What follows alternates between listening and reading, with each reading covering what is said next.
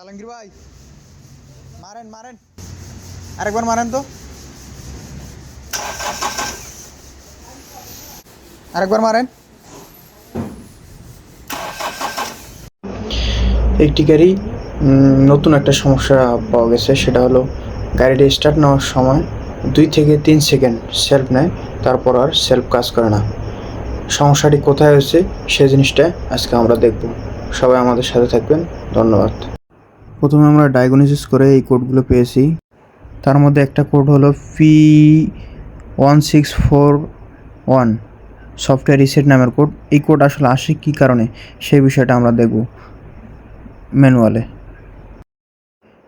এগুলো সবগুলো চেক করার পরে সর্বশেষে আমরা ইসিউ গ্রাউন্ডটা সমস্যা পেয়েছি, তারপরে ওই গ্রাউন্ডটা দেওয়ার পরে সমস্যাটা সমাধান হয়েছে।